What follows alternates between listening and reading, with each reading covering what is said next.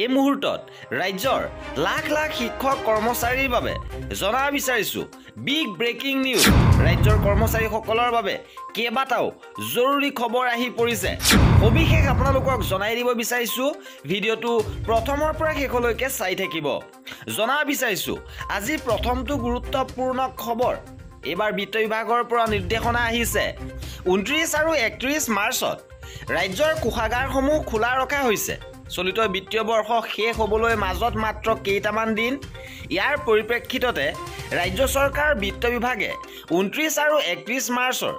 দুইটা দিন বন্ধ হোৱা সত্ত্বেও কোষাগাৰসমূহ খোলা ৰখাৰ বাবে নিৰ্দেশনা জাৰি কৰিছে আৰু কোষাগাৰত 29 মাৰ্চলৈ সকলো বিল চেক গ্ৰহণ কৰাৰ সময় নিৰ্ধাৰণ কৰিছে আৰু 31 মাৰ্চৰ ভিতৰত সকলো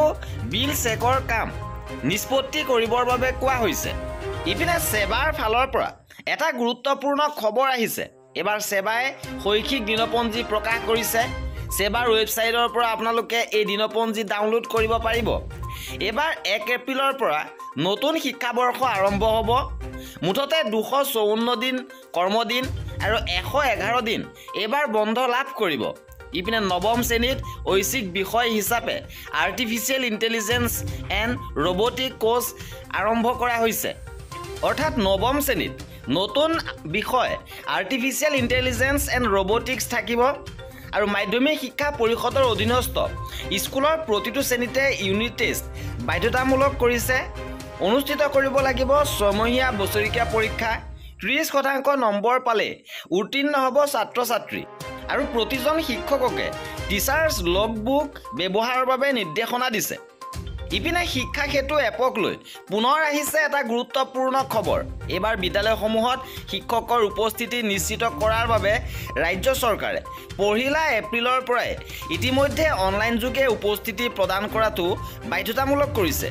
ইয়াৰ মাজতে আজি এক নতুন নিৰ্দেশনা জাৰি কৰে সমগ্ৰ শিক্ষা বিভাগে সমগ্ৰ শিক্ষাৰ মিছন সঞ্চালক ডক্টৰ ওম প্ৰকাশে আজি জাৰি কৰা এক নিৰ্দেশনাত কোৱা হৈছে যে শিক্ষক শিক্ষয়িত্ৰী যদি কোনো কাৰণত অনুপস্থিত থাকে তেন্তে সেই সম্পৰ্কীয় সকলো তথ্য অনলাইন যোগে আপলোড কৰিব লাগিব একেদৰে নতুনকৈ সংশ্লিষ্ট বিদ্যালয়ত নামভৰ্তি কৰা ছাত্ৰ ছাত্ৰী তথা নতুনকৈ যোগদান কৰা শিক্ষক কৰ্মচাৰীয়ে এআই উপস্থিতি 31 মাৰ্চৰ ভিতৰত সম্পূৰ্ণ কৰিবলৈ কোৱা হৈছে আৰু পত্ৰখনত উল্লেখ কৰা হৈছে যে ৰাজ্য চৰকাৰৰ বিদ্যালয় শিক্ষা বিভাগে পহিলা এপ্ৰিলৰ পৰা দৈনিক শিক্ষক আৰু শিক্ষাৰ্থীৰ উপস্থিতি শিক্ষা সেতু এপৰ জৰিয়তে কৰাটো বাধ্যতামূলক কৰিছে আৰু কৰ্মচাৰীসকলৰ এনে ধৰণৰ খা খবৰৰ বাবে আমাৰ চেনেলটো ছাবস্ক্ৰাইব কৰি ৰাখিব শেষৰলৈকে চোৱাৰ বাবে বহুত ধন্যবাদ